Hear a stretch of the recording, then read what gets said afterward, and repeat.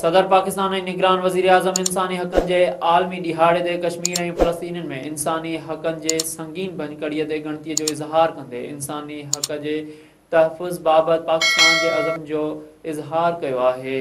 सदर डॉक्टर आरिफ अलवी चयो आहे त पाकिस्तान जो आइन शहरनि जी बुनियादी हक़नि जो ज़ामिन आहे ऐं हुकूमत उन्हनि हक़नि जे तहफ़ुज़ लाइ क़ानूनी समाजी ऐं मुआइशी क़दम खणी रही आहे।